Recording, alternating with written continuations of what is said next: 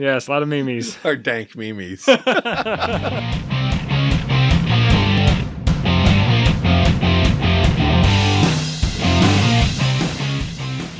to Fridays on the Fly.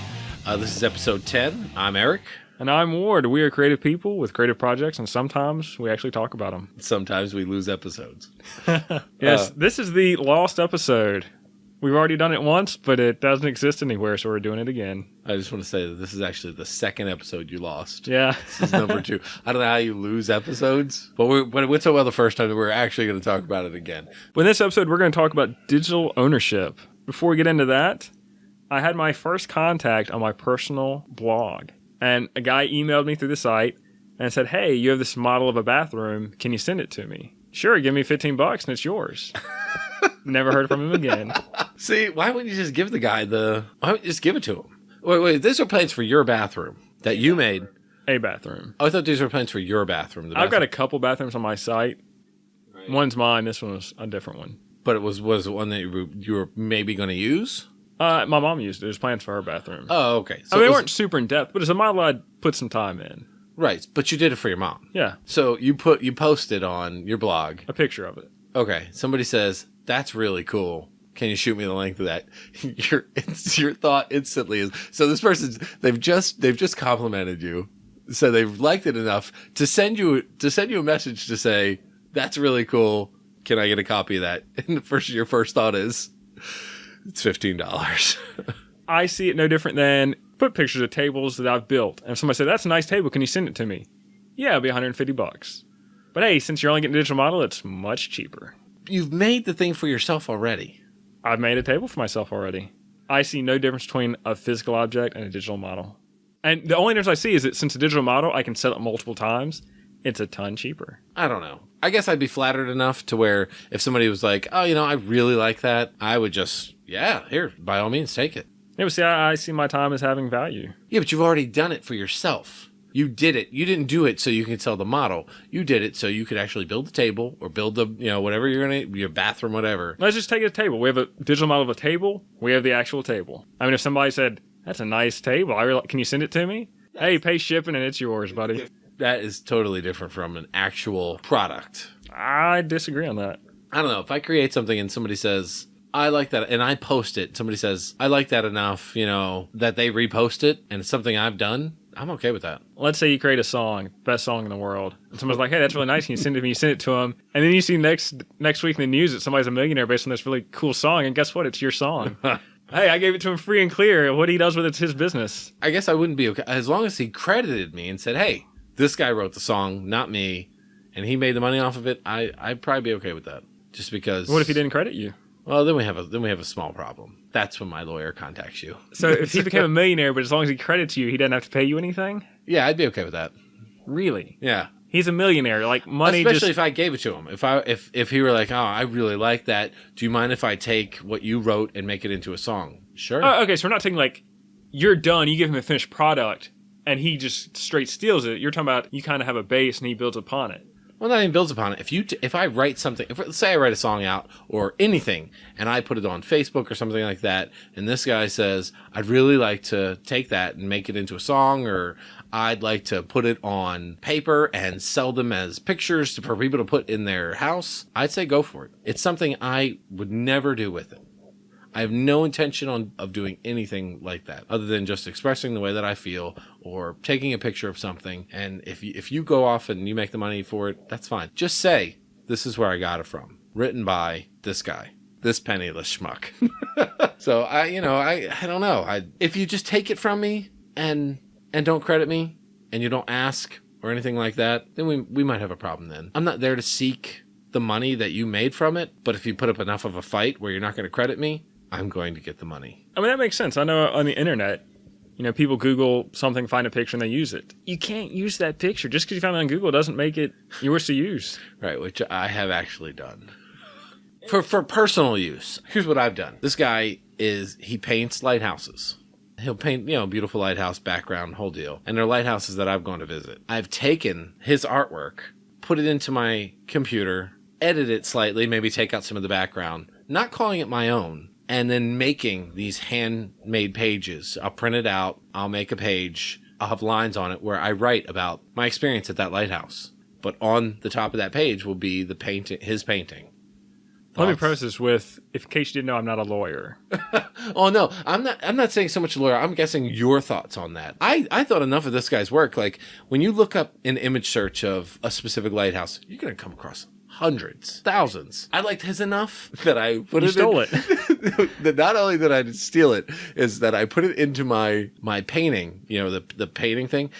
And erased his watermark from it because he didn't put it right over the lighthouse. So I erased his watermark from it to use it in my own personal book that doesn't go anywhere other than me. Anytime you have to erase somebody's watermark from a picture, that's probably a bit of an issue. But again, I'm not using it. Sure. I'm not using it for any financial gain. I'm only using it because let me beautiful. run down a few scenarios on this.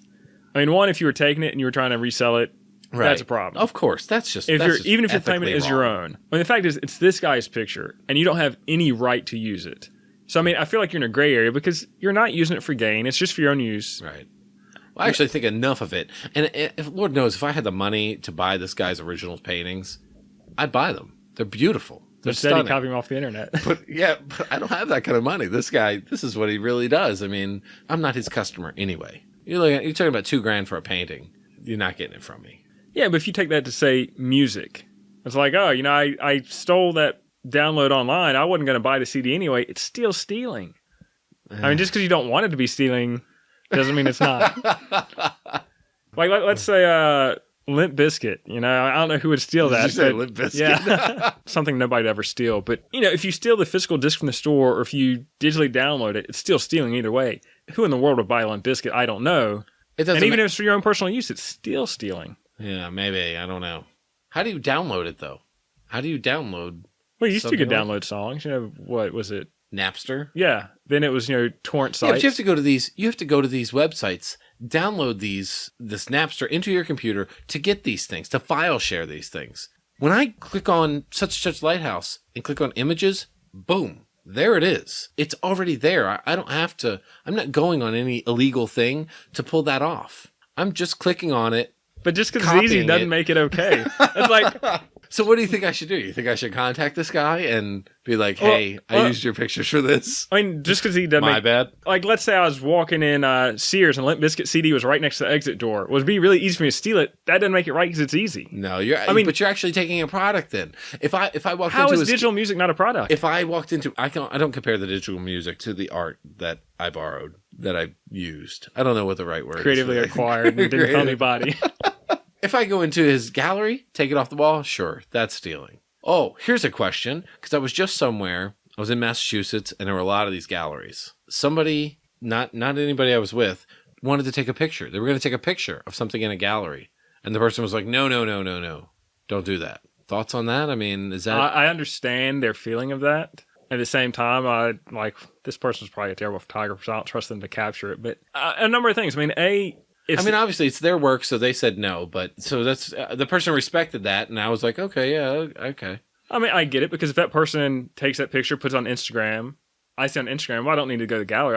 I've seen it enough. I feel like it's kind of a cut to the artist because you're saying, oh, I've seen enough of the picture to know what it's like, but it's not the same as experiencing it. I get it. I just don't see that person who's going to look at it on Google Images as being the same person that's going to spend the $20,000 for the picture. The person that's going to spend the $20,000 for the picture probably doesn't know that Google Images exists. In college, I stole a lot of music. I stole a lot of movies. See, I've never done any of that. I was one of the biggest pirates in college. But Limp Bizkit mostly? Oh, yeah. $3 bill? They have movies, I just download their movies and their music. And their images, they have pictures online. Yeah, just Limp Bizkit everywhere. That's completely wrong. I try to justify as, well, I wouldn't be buying this anyway. You can't justify it that way. And when I became an artist myself and I thought about, it's stealing. And I still look at my digital model of a table. The reason it's cheaper is I can sell it over and over. I still put in hours to build that model. And But you already did it for yourself. It's not as though you built the model to sell the model. You did it because you were going to build it. Now you just have this model laying around. But that'd be the same as my table I built. I mean, I built the physical table. I built it for me. But again, that's nothing to give away. The digital model's nothing. It cost you nothing. It cost me time. You did it on your own. I would be flattered enough where somebody would say, I like that, man. Could you send me the copy of that? Sure. Now, you want the table? Come on, you're not getting the table. Let's be realistic. But the copy of it, sure, man. Please build it. I'll send you a little thing on so you can stick my name on the bottom of it. That'd be awesome.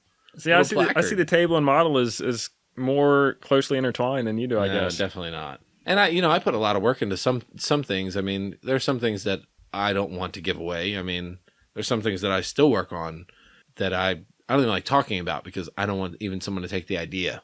If I put it out there, it's there. Please take it. Please use it. Please credit me. My job is creating digital models and plans and selling them to clients. I mean, maybe that's why we're different, but I've done tons of digital work and been paid a lot of money for things that only exist on a computer and a program. Right. But again, you did these other things that you're selling because you wouldn't do it you wouldn't sell work things, but you did these things. How much? I would not sell work things. Of course. You did these things because you wanted to do it and you had the knowledge to make the digital model. So you went way above what anybody else would do. But you did it for your own personal self. Again, I would just be flattered. I mean, I've given stuff away and had people use it, and if they become millionaires from it, I'm happy for them. Please put my name in the CD. That's all I want. This written by me. You make $100 million, you don't give me a penny, fine. I'm okay with that. And the fact is, let's say my digital model, if I gave it to somebody for free, and that was our agreement, and they made a bunch of money off of it, I have no recourse to get that money. And if I sell it to them, I have no recourse. I mean, unless you say, I'm going to give it to you, but if you ever make money, I need a percentage, which you get in all this contract stuff. I think so many people, like, oh, well, I did this small part. The guy should credit me or give me money. It's not how it works. Somewhat related, I took the lead test. It's architecture related, and I made flashcards. I feel like I've told this story, but it's applicable to this. Yeah. I made flashcards, and as a digital file, and this is when eBay allowed you to sell digital files. Now it has to be physical. But I'd sell the digital file and people would give me money. It was really awesome with a few months it lasted until they updated the handbook and my flashcards were gone. Probably because people were buying the flashcards off of eBay. I mean, I had one guy that bought the cards and then I just happened to be searching and he was selling the digital file of my flashcards. Yeah, no, see, that's not right. I mean, I looked to see, like, he did it and it sold, and I looked to see if he did it again and he didn't do it again. Maybe he just sold the one file that... See, that doesn't bother me. But I feel like that's a little weird, though, Now, if you just sold it the one time, that's like you buying a used soccer ball, using it a little, selling the one soccer ball. When he sells it soccer ball, he no longer has a soccer ball. When he sold my file... I bet he still had my original. But he only sold it one time, so I didn't report him. If he had sold it again, I would have busted him. But I'll let him do that one time. That's permissible. I would let that go too. But I guess obviously I'm a lot more lenient than you are. Apparently. I value my time. I value my time too. I just I guess it's so personal that I don't care about the money for it. I just don't want the money for it. I'll take the money. Don't get me wrong. If you want to pay me to write stuff, great. That'd be fantastic. I know we originally started this discussion with, images you found on Google. Using the image straight, I mean, it's not your image to use unless it's Creative Commons. But if you take an image on Google and you substantially change it, which substantial is a very vague word, you don't owe anybody anything. You don't have to credit anybody anything. You can substantially change it. Well, the thing is, nobody's seeing what I've actually taken. I think that's a gray area. It's literally it's in a book that nobody sees. Nobody, not even my children, open that book and read it. I mean, it's zip shut. It's mine. I have shown it to people, other lighthouse enthusiasts, like when I've visited, because the book is normally with me, and I'll say, they actually most of the time know the artist who painted it, so not like I'm out there hawking it as mine. Yeah, I mean, I think letter of the law is probably you shouldn't do that, but the fact is, what does it really matter? Again, if I was pawning them off as mine or using them for any financial gain, I would never do that. The personal use, I'm okay with that. I know, again, you can equate that to music, but it doesn't feel the same to me. Yeah, I kind of see them as equal, but well, he's not selling multiple copies of this thing. He painted one. That's it. There are no others. So I don't know. So I should go home and burn the book, is what you're saying? Pretty much, yeah. or took about like 6 years of memories. Or I got $20,000. Your choice. I wonder if I contacted him, what he would say. I think if you explained it. Again, that guy that wanted my digital model, he can have the picture. I mean, he probably does have the picture. He probably saved it to his computer. I don't care. But the model is what I put time into. And my thought is this. He's either going to get he wanted that model from me for free, or he's going to pay somebody to draw up some plans. I wonder if this guy's website says do not copy on it. Because now I want to know. I want to go on there, He probably has some kind of copyright notice at the bottom. Most websites do. So what do you think he would say if I showed him? Yeah, what do you think he would say? I think mean- we should do. I think we should do it. I think you'd say that's great if you say, hey, this is my scrapbook for my personal use. I really Right. liked your picture enough to add it to my scrapbook, and whatever your scrapbook does. 30 of your pictures. It's about 30. Yeah, 30 of his paintings. Or even if you're a person like, hey, I like your picture a lot, and I just want to ask your permission. Can I copy it from your website and put it in my scrapbook? Jimmy says no. I don't see how you could. I mean, the fact is, he's got to know he can. I mean, it's on his website for anybody to save. Right. You could. Yeah. It's so simple to do. Yeah. How would you even know? You wouldn't. The only way you get caught is people that'll copy an image from Google and then put it on their website. I don't put it on any website. I know, but I'm saying that's how you would get caught. I mean, no, I would never do that. As long as you keep it to yourself, nobody's ever going to know. No, see, as loose as I am with my own property, I would never do that to somebody else's property. I mean, I know people, especially you, are insane. I would never put something up that was somebody else's without asking them. I knew enough not to take pictures in the galleries. I know, I make different props and things from video games. Right. Even though I made that prop, even though I just took their picture and I completely generated the model, if I tried to sell that, I most likely, depending on the prop, some companies and businesses are more strict than others, but chances are I would get a notice from a lawyer telling me to cease and desist. Yeah. Like that dagger I showed you. If I put that online, I'd definitely get a letter from a lawyer telling me to cease and desist. Yeah. Oh, yeah. So if you put that on, like RPF, I think is what it's called. Yep. If you put that on there, because there's so many props on there, you think all these props that these people are making are that prop from that game? Yes. I mean, some companies are more lenient, but the company that holds the rights to that prop, that image, now you have to do it. Nah. They'll just tell you. I mean, if you just post a picture of it or try to sell it. No, I mean, if you try to sell it, if I post a picture and say I made that, they don't care. But if I try to sell it, because I've read multiple cases of people selling things from that game, you get a cease and desist from a lawyer. Wow. Well, I mean, is there a company out there producing props from these games? No. And they still won't let you? See, that I could see where you could run into a problem with that, is if there's somebody out there reproducing those props legally that has the rights to them. I can see where you run into problems. Well, see, I mean, the people that own the concept, the intellectual property, the dagger I made, it's theirs to say, hey, you can sell it. No, you can't. Gosh, what if you change one thing on it? Well, see, that gets into the substantially changing something. Oh, okay. If I change one little thing but it still looks exactly like it, and if it looks nothing like it, oh, I think you should sue it. What they're not? They're just going to say stop selling it. yeah, it'll be cease and desist. Oh, we got to get one of those. We need one of those. Something even funnier about how silly some of these things get. This one prop maker who's pretty famous, Vulpin Props. He makes a ton of stuff. Right. He really inspired me to get into props. I saw what he built, and I'm like, wow, he brings things from video games to life. But anyway, there's some Comic Con or some kind of con that's in this hotel, and they have a very distinct carpet pattern. He built a costume, like he made military fatigues in the pattern of this carpet. So like when he laid down the carpet, he'd blend in. Right. He got a cease and desist letter from the manufacturers of the carpet. But he got a cease and desist that I think they preemptively said you cannot sell that, or maybe he was trying to sell it. Maybe that'd have to be it. But for an image of a carpet, and he's selling clothes that look like the carpet. You look at Etsy, you see people sound like they'll paint little wooden things of superheroes. They cannot legally do that. They do not own the rights to that image of Batman to Superman to any of them. You can't legally do it. And just because the people don't pursue the legal ramifications or within their right doesn't make it okay. Just because it's easy to do that, just because it makes you money, doesn't make it right. Yeah, I mean, again, I could see that. I just, I understand that. Yeah, so I guess back to your picture, though, I guess as long as you're not selling it, there shouldn't be a problem, because I know with props, you only get a letter from a lawyer if you're trying to sell them and make money. So yeah, if it's for your own personal use, nobody cares. So I always thought my book would sell very well, though, with this man's paintings. Something else that's a really big issue, the Oscar awards, the statue? Yeah. If you even post a picture of it online, lawyers will be after you. What? Yeah, that is crazy. If you post a picture of it online. The people that do the Oscars, they don't like any reproductions. Post a picture of a reproduction, or even if you post a picture of the reproduction? Real one? Oh, okay. Huh. I mean, in these companies' eyes, they see people selling these props as kind of cheapening it, because if I make a dagger that looks like crap and I'm like, oh, that's from the game, they're like, gosh, this game must be terrible.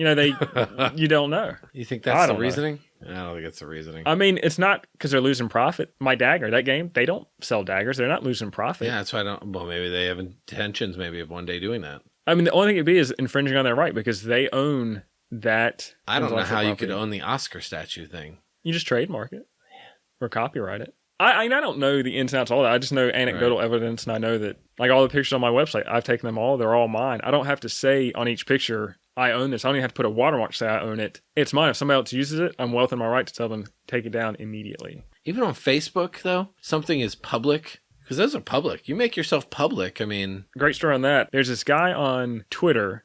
This is his username. I'm not being offensive, but his name is The Fat Jewish. He recently got a deal with Comedy Central to have his own TV show. Well, he's very famous on Twitter. This catapulted him really into the limelight. He got a lot of flack because a lot of our comedians said, all these jokes he puts on his Twitter, they're mine. He's not crediting me. They're my jokes. And he lost his deal with Comedy Central because they quickly realized he's really not that funny. Yeah.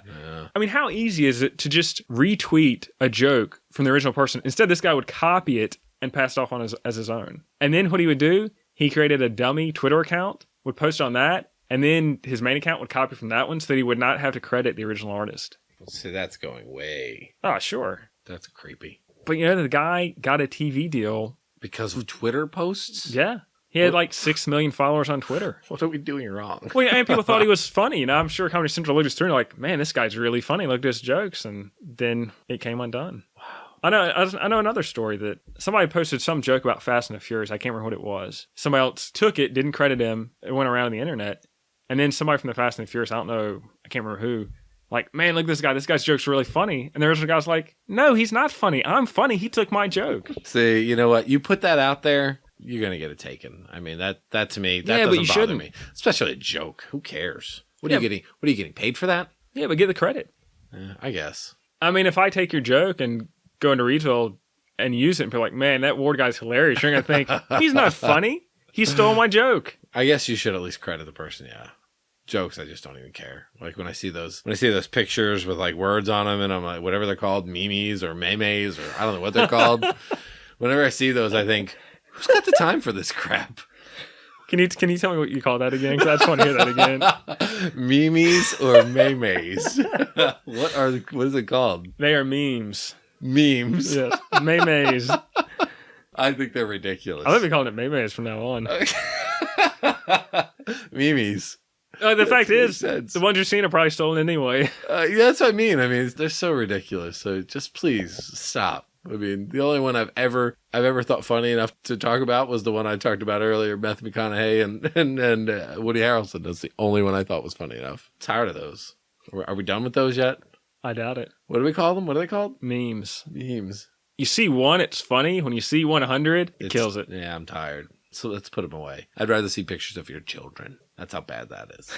That is bad. Nobody wants to see pictures of anyone's children other than grandparents. People want to see pictures of their own children. And they think everybody else wants to see pictures of their children, but they're sadly mistaken. Obviously, the sharing thing, we don't agree on the sharing thing. I mean, I just like to have some work out there that other than something that a couple thousand people have heard, because that's about as far as I've ever gone. It's a couple thousand people maybe knowing any of my work. I wish I gave a couple thousand. You know what? No, I guess one of my YouTube videos, I guess, has hit a couple thousand. But nobody ever knew it was me. But I'm okay with that. I just want to see people enjoy it. I don't need to be rich. I'm going to come back to our original argument about giving digital models away. Did some plans for a guy and we were negotiating the price. And my final thing was, hey, this is my price. Take it or leave it. And see, I don't see that far from this digital model the guy wanted. I mean, this is my price. Take it or want it. I put time into it. For the plans, I put time into it. Again, you created a digital model for someone. That's work. You created this other digital model for yourself. And somebody appreciated it enough to be like, that's cool, man. See, I guess also at the same time, I see it as if he had paid me to do that digital model from scratch, we're looking at a few $100s. Oh, no doubt. $10 is already nothing. Yeah, but you know what? Again, it's the appreciation. If someone exactly. He should appreciate me and give me $10. I completely agree with you. Is $10 worth it, though? See, $10 isn't worth it to me. Now, the couple $100, that's worth it to me. The $10, that's not worth it to me. That's more like the appreciation you just showed me is worth the $10. That says like, man, you read my blog, which there's with hundreds of thousands of blogs out there. Not only did you read it, but you liked it, and then you contacted me as a result of it. Yeah, please take it. Unless this guy's just going to blogs. I'll send you $5 and the plans. Maybe he's just going around looking for bathroom plans, seeing like, all right, who's dumb enough to give me some bathroom plans for free? Nah, I don't think so. I mean, because what's his alternative? To pay somebody to design it from scratch and spend a few hundred? Nah. He's probably like you. I mean, he's probably handy and just, I was not handy enough to make his own plans. Well, you know what? I'm handy, but I don't consider myself handy enough to make my own plans. Not without crayon. So yeah, but you know, we have differing opinions about it. I just appreciate that somebody else would appreciate what I did. That's cool. Great. Awesome. You know, I think a lot of my side projects, I'm probably backwards because, you know, I did some plans recently and the guy's arguing that, oh, it's on the side. It should, you know, you should be doing this really cheap. No, you know what? If this was my full-time job, I'd probably be doing it for cheaper, but you're cutting my personal time. And I mean, no, that I agree with. I mean, when you set a price like that, I mean, you're doing work for someone. That's the price. That's the price. I mean, if you want to haggle the price, there's nothing wrong with that. Doesn't mean the price is going to come down. Exactly. So it's like my wedding videos. You know, I guarantee I'm never going to do another wedding video. I hear people like, hey, I hear you do wedding videos. Can you give me a cost? I send the cost. $4,000. I'm going to need $4,000. And the last one, I don't even know how much I said, but my wife and I actually sat down. I'm like, all right, let's figure this out. What do we really want to do this for? Yeah. Because every time somebody else asks me, the price keeps going up. Because I'm like, oh my gosh, there's no way I'm going to do it for less than this. I don't even like weddings. Did you at least get to eat at the one wedding? I did get to eat at that one. Oh, there you go. Then that helps. I mean, you got to factor that in. Talking about $100 a plate sometimes at these places. You know. No, I don't think I had $100 for food. I don't think I had $100 worth of ravioli. Hamburger helper.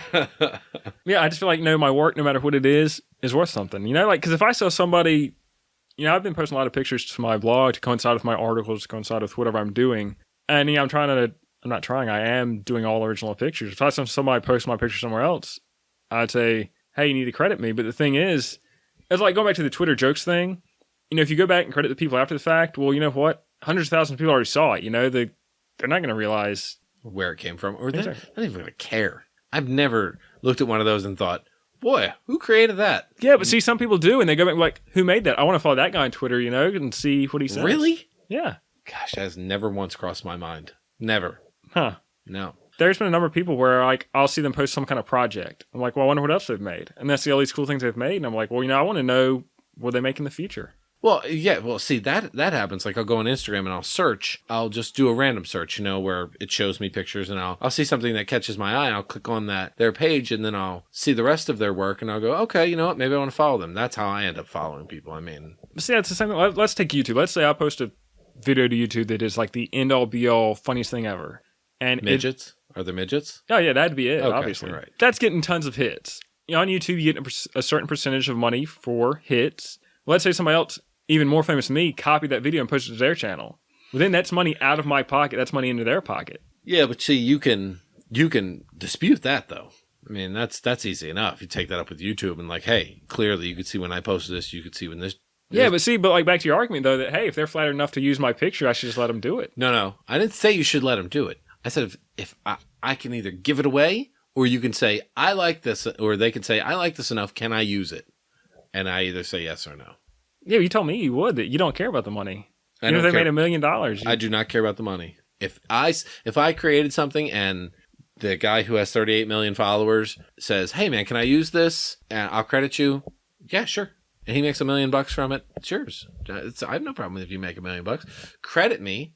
Then maybe get some people watching my stuff on YouTube. I think you have to do that at first, especially when you're just starting out like this. I can say it's there have to be some type of sanctions, you know, where you're like, okay, use this to get my name out there, and then, you know, people come and find me if that's what you want. I get that, but and that's how you get started in a lot of businesses. I mean, and I don't know that I'm looking to ever get started in any business, but I would like to be known for something, not famous, but. People go, okay, yeah, that guy is the guy that wrote or did this or created this, or I guess I'd rather have my name more known than be a millionaire. I think I'd rather be a millionaire. And the millionaire would suck. I mean, I guess I don't want to be known. I just want to see my name on something that I created and that a lot of people know. That's popular or famous, or they don't have to know me. I just want to see my name on it. Who reads liner notes anymore? I do. I keep a copy of them. I post them to the internet. Let everybody read them for free. I guess some of the stuff I see it as they want this digital model from me for free. But, you know, when I see the alternative, like I used to have friends ask me to do work for free, and I just don't do that because I don't have the time, and right. I'd much rather do my own stuff. But, you know, if my friends ask me to help them move, I'll help you move. I don't want money for that. Anybody can help you move. But when you want me to make a model for you for free, And your alternative is to pay a professional hundreds of dollars. Right. Do you cut a friend break though? Okay, so it costs, if they came to your work and it would cost $500 to have this digital model made, do you cut them a half off break? I'll do it for $250 on my personal time. The only break I would cut is if it's a project I wanted to be involved with or I found interesting. No, let's say that you don't find this interesting at all, but they're a friend of yours. It's me. I'm asking you. I want a digital model of something. We're a little too tight. Okay, we're too good. But just any acquaintance. No, not acquaintance. I mean, even people I know well. Like I know somebody at church. I had some people at church. I can be very dumb sometimes, and they asked me to build them something. I assume that people look into things as deep as I do, which is not always true. So they asked me to make something, and I said, well, materials alone are going to be this much. I'm like, oh, great. So if we pay you that, it's good. Yeah. And see, my thought is, well, materials alone, what about my time? I should have realized that people don't read into it that much. And I was like, this is that much. And they're like, well, man, like they're my friends. Do I do it for them? And so eventually I told them, well, I'm really busy right now. When I get clear, I'll come back to it. And then I just hope they would forget about it. And 2 years out, they have. So I'm holding on. They're going to keep forgetting. Things are crazy. I don't have time to do stuff I want to do, much less for somebody else. And I think you're trying to do more than just build a history to look back on. I think you actually do want to make something out of this. I mean, I do, but at the same time, of course, it'll be nice to look back and yeah, but it'd be nice to build something out of it too. Yeah. I mean, I'm curious to see how these things do. And, right. If I post something weekly, I wasn't on a schedule before. I was on a monthly schedule. If I post something weekly, am I going to see people watching more of my stuff? I don't know. It's part history. It's part for fun. It's part experiment just to see, can I figure this YouTube thing out? Plus, it wouldn't be bad to do this for a living. I love that. Man, if I had the time to do this for a living and, could make money off of YouTube, man, I could make some awesome stuff. Because you look at some of these guys that make enough money to where they have a production team to make YouTube videos. That's what they do. That's crazy. It's awesome. Get me on the team. I want to be on the team. You'd be my first call. But I know, like I looked at a video, maybe Digital Foundry. I can't remember. They're on YouTube. But they made like Grand Theft Auto in real life video. Oh, really? And it got 18 million hits. I mean, again, the YouTube algorithm for how much money you get is loose, but in essence, if they got 18 million hits, they probably got about $18,000 from that video. But then, they had the behind the scenes.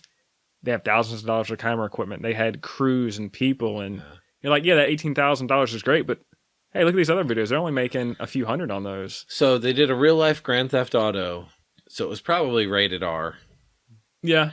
See, I think part of what may hold us back a little is our willingness to go outside of what we would consider good taste. Sure. And we talked about before that everything I'm doing right now, I want my son to be able to watch, and he's 4, so that really limits. Oh, no doubt. That holds us back sometimes a little. You don't have to swear or do any of those things, but or make it raunchy. You have to find the right spot. I can't remember when it was, but I know you and I have had some pretty lengthy discussions on how far is too far. And it really made me think about, well, how far would I go? What would I do? And I kind of came back to, well, I want my son to be able to watch it. Which is funny. I actually posted a short story. Gosh, when was it? The other week. I don't know if you saw it. Maybe it was last week. But the image I had was me holding a gun. Did you see that picture? I haven't seen the picture, no. Okay, well, I thought the picture turned out great. I didn't want my son to see the gun. So, it's kind of like, well, this is like right on the border of what I consider, okay, like, I don't want posting the picture to the internet, but I don't want my son to see the picture. It's funny, though, because I had somebody, I don't like emoticons online because you really don't know what, an older person at my church posted an emoticon comment of like bug eyes to the picture. So I'm like, does that mean they like it? Does that mean they're surprised I posted a picture of me holding a gun? Where is that going? See, but at what point do you just say, skip this? I'm going to post what I think is okay. Why would you care what anybody else thinks? That comment, I just wondering I don't know if they liked it or didn't like it. But right now, my governing thought is I want my son to be able to listen to it or see it or hear it. Again, the gun wouldn't bother me. We've shotguns in my yard. My children all shoot. We have different opinions about that. We definitely do. I did see something, and I didn't read it, but it was something you posted either on a blog, it might have been a blog, and it was about your shop. Mm-hmm. Shop. What was it about? Shop tools and things like that. All right, shop tools. I get so many. Like you're inundating. You've been inundated, yeah. My Gmail, and I'll scroll down and be like Ward Lester weekly movie thing, Ward this, Ward, and that one just caught my eye because it's about shop, and you've been in my garage. I mean, it's shoppy. I just was curious. I guess I'll have to read it, and this will be something we talk about another time. One of them was titled "The Best Tool for Your Shop" or something to that degree, and that one was a little bit of a one of these clickbait titles, like the one tool you need. Like I don't like doing it, but I wasn't sure what else to call it. See, that was short. I think you should do more clickbait. See, I hate clickbait. I do too, but when I look at my favorite YouTubers, they do have clickbait on there.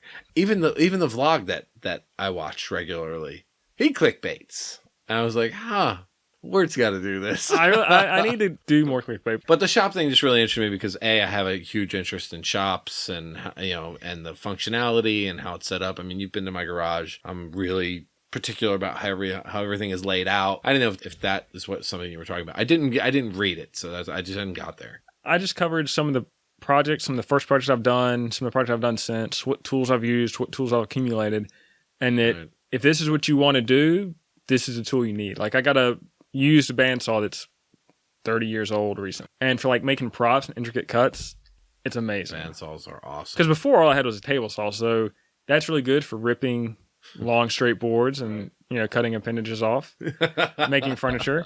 Early on, that's a lot of what I was doing, but now I'm getting into more making props and things with some. So you need that intricacy. And the bandsaw is also just a little bit safer for just some quick shortcuts. And so I covered all my equipment. A lot of the equipment I use and like jigsaws and circular saws. I'll have to read that because that really interests me.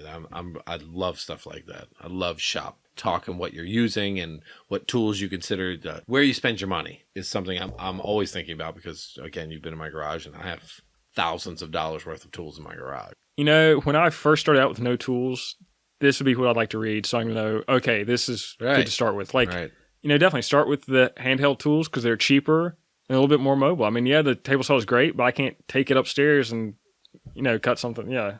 This is something for another time, I think, but sure, definitely something we have to get into. Where do you draw the line of buying cheap tools? I mean, that's again, this is something we need to talk about. And our tools are different. My tools are more automotive and more like, I guess you would say, home improvement, where yours are more woodworking. Yeah, woodworking, hobby craft type stuff. Right. Yeah, I mean, like my table saw and bandsaw, I did not have to pay for them. They are 30 years old. Yeah, they work great. Yeah. And some of the older stuff's great anyway, but I looked at bandsaws and you can get some for $200. If I were buying one brand new, I'd probably spend $1,000. Right. It depends. I mean, I've bought some cheap tools, but I've done my research first that I bought one big tool that was way cheaper than anything else. But hey, guess what? It's an off brand, but it's made in the same factory as the expensive brand. So it just depends. I mean, I've bought some tools. I'm like, man, what a piece of junk. But yeah, I've had a lot of experience with that. But when you're starting out, it's tempting to get the cheap tool. Of course. But I typically buy something that's way like, I know one of the first tools I bought was a router. I mean, I got like the end all be all big boy router. See, I went the exact opposite way because I didn't plan on using it very much. So I went out and got like the $69 Craftsman router. And it lived right up to that $69 because I probably only used it 3 times before it broke. Well, this thing was awesome. I mean, super powerful. But the thing was, since it was so big, I'd get tired holding it. So eventually I got like a really cheap router that's like really small. And I actually like that one more because it was lighter so I could hold it better. And now my big one's in a router table.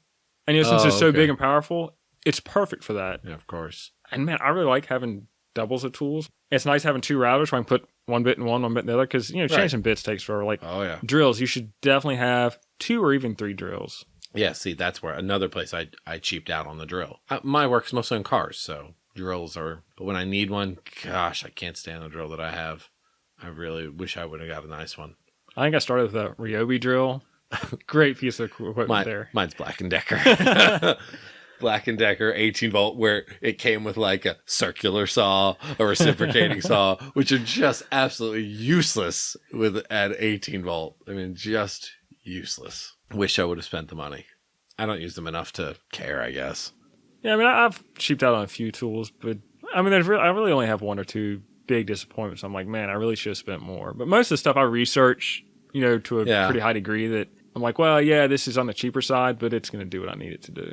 I feel like if I buy it off the Snap-on truck, then it's probably going to be all right. Probably so. Pretty much my motto is if I could buy it off the truck, it's probably going to be okay, considering, it's their lifetime warranty. Anything lifetime warranty, I'm all over that. But Craftsman, I've had problems with Craftsman before, where I've used ratchets and it's been destroyed inside of it, and I've got to go back to Sears and get the same crappy one that's probably going to break after I put a ton of force on it. I've got a couple ratchets I need to take back to Sears right now. Well, don't go back to the one in Reedsville because it's closed. Really? Yeah, it went out of business. When did it go out of business? I didn't know that. Yesterday was the last day, I think. Ah, really? Did they have any good sales? Honestly, I didn't pop in there. If I had, I know I would have spent a fortune. That's why I didn't go in there. Well, they didn't have a whole lot of stuff though. They were more like appliance, weren't they? Appliance and tools. Ah, On one side of the store was appliance, on the other side was tools. So it was like I'd go in there just to look around. Like what do I need? on one hand, I wish I'd known they were closed. Maybe they had a good deal. On the other hand, I'd probably save myself spending a lot of money. That's why I didn't go in, because I would have spent some money, especially the tools. Gosh. Yeah. But I'm glad I didn't, because then I would have to drive even farther to return them when they broke. When it says don't use the screwdriver as a chisel, I see that as more of a request. Screwdrivers don't make good chisels, though. I've tried many times. They don't make good pry bars. Sometimes. Yeah. I've bent and damaged many a screwdriver. I think on every Snap-on screwdriver it says, do not use as a punch, chisel, pry bar. It's on every Snap-on one. We will not guarantee this. Even though every time I've broken one, I take it right back to the truck and he replaces it. That's often. That screw is really stuck, I'll tell you what. I think that'll wrap up the Lost episode 10. Oh, we got to do our top 3. Gosh, I didn't have a top 3 category. And top 3 things you'd like for people to steal from you. Or what are your 3 best ideas you want to give out to people right now so they can make a lot of money off of them? I would not like to give out any of those ideas right now. Midgets? Oh, gosh. Could you... I don't want someone to steal the midget idea, because I really would love to do it. I'd really love to be a millionaire and actually just make that happen. I'd like to be that guy who lives in the 10,000 square foot home that the neighbors are all like, why are there always midgets over there? Why is he always over there with that guy and 16 midgets? Tell me we wouldn't have the best time ever. Woo! That would be crazy. So no, I don't want anyone to steal the midget idea. I mean, just because it would be just so much fun. People would think we're crazy, or they think I was crazy, but it would just be so much fun. I can't imagine what they think I'd be doing with those midgets. Top 3 toys you played with as a kid. Top 3. Top 3 kids, okay. Because we were talking about kids' toys earlier, because we're in your basement and your kid has a ton of toys. Way too Top many. 3, like your favorite 3 things that you played with. Can't go video games or computer games, because that would be my top 3. This system, done. Physical toys. There used to be this, and I think it was a cartoon called Mask. Yeah. I used to have all of the vehicles. I loved those vehicles. Do you remember the vehicles I at had all? a ton of that stuff. Like there was one, it was a truck. You'd push a button and it would pop up and become like this high-rise truck. And then there was the 57 red Chevy. There was a red IROC Yeah, where you I push had the the red button and the IROC. doors opened up and Yeah. it would fly. Like I loved those when I was a kid. Like I think I played with those more than I played with anything. So the Mask vehicles were like top of my list. I never would have thought of that, but yeah, I had a bunch of those. That's a good one. I think I had them all. I had the big, bass. Oh, did you have the base? I had the bass, I the don't big think I had the bass, with the bass. boulder, and There was another car, and I think it was like an Indy car, and it was purple, and it would separate into 3 pieces. Yeah. That I like that one too. But I think my favorite was the truck, and it did nothing. I mean, it did nothing other than get higher. I mean, that was it. You push this button, and it would scissor lift up a couple inches, and you'd be able to drive through bigger puddles. Pretty much it. yeah, my favorite was the 57 Chevy. And then there was like I don't remember, what did the 57 Chevy do? I don't know. I just know it was teal. It had flames on it. Sharp looking car.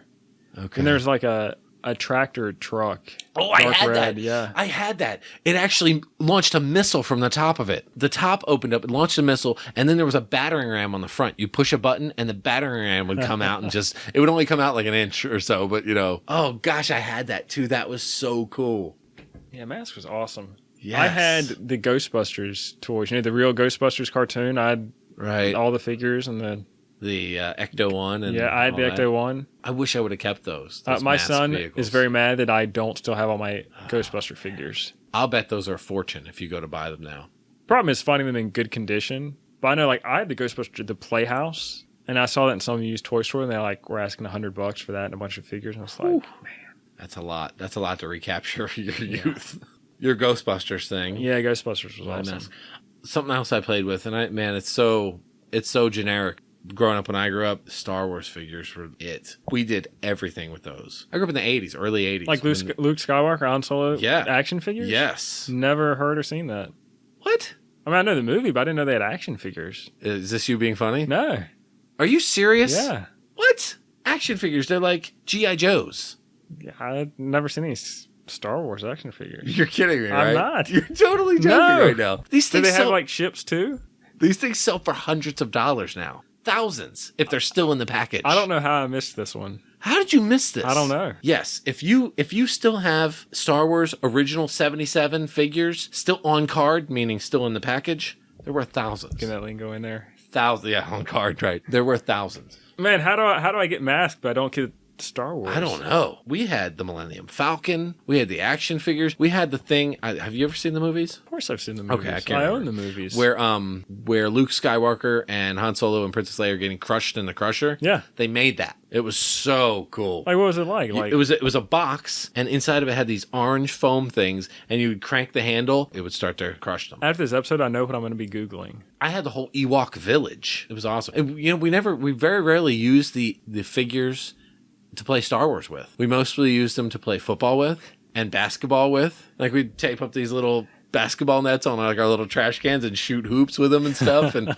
set them up in football formations and play football with them. And I really feel like you're kidding me. I wish I was, but I'm not. I don't know how you missed this. I'm surprised I haven't seen it somewhere on the internet. That's 2 for me. Unless you're counting your mask. You had Legos when you were a kid? Oh, yeah. I didn't have Legos. No, I love Legos. That's probably my top one. That's probably that easily what I played with the most. Really? Yeah. So did they have sets like they have now? Like crazy, like movie set? Like No, I mean... Now they're sets for everything. Oh, yeah. Back when I was, a kid, they're square blocks. There's not superhero, there's not movies, Right. It's not all the commercial stuff. It's just, and like now, some of the pieces that even my son has, they're all specialized in like a crazy shape. When I was doing it, they were square or they were rectangle. Right. That was it. So that would be your number one. That'd have to be my number one. I'm trying to think of something else that I really loved as a kid. I had some He-Man stuff. See, I wasn't never. I like the shows and everything. I never got into those figures or anything like that. Man, I like tools from a really young age. If you could think of your third, you go ahead. I think I'm Legos, Ghostbusters, Mask. Wow. Man, I never would have thought of Mask, but man, I had a bunch of those. Those toys. vehicles were just incredible. I remember I had a sandbox and all the Mask things got out to the sandbox and they never made it back in and they never were quite the same. Little Matchbox cars. Ah, man, yeah, Matchbox cars. Actually, when I was a kid, if I got Matchbox, I felt like I was cheated. Really? Yes. If it wasn't Hot Wheels, forget it. Matchbox they had some plastic in them, but Hot Wheels were all metal. So if I got a Matchbox, it was like, oh, somebody went cheap on this one. Couldn't give me a Hot Wheels. Couldn't spend the 34 cents for the Hot Wheels car. Had to spend the 20 for the Matchbox car. Awesome. Yeah, I had a bunch of little yeah, we cars. played tons of those. All right, that's 4 for me. Now I got to figure out which one I get to cut. Legos have to be the top. Well, I mean, you probably wouldn't have thought of the Mask. What was your other one? Ghostbusters. Oh, man, you love Ghostbusters. I do, but I feel like as a kid, I had that stuff, but cars were big. Oh, cars are huge. I think we grew up in the same household as far as like cars are concerned. I mean, Legos definitely up there. And the Hot Wheels cars, they have to be on my list. Man, and Mask, I mean, I'm gonna have to cut Ghostbusters. I think I'm a bigger fan of Ghostbusters now than I was then. I mean, even though I have the toys, I distinctly remember playing with the Legos, with the Hot Wheels, and with the Mask. It's because of vehicles. Man, the vehicles are just... I think part of it is when the Ghostbusters toys came out, I think I was getting on the older side, too. The toys that I mentioned, other than the Mask, are pretty much what my kids play with now. And the Legos, Star Wars figures, or Teenage Mutant Ninja Turtle figures, or Hot Wheels cars. My son's grandparents got him a bunch of He-Man stuff. And they're like vintage they're the same figures that I played with when I was his age. Like from 1984, the exact same stuff. He's got a set of vintage He-Man. That's probably worth something. Not as much as you think, because I got a bunch of them off of eBay. Well, anyway, I think that'll wrap it up. Thanks for listening to Friday.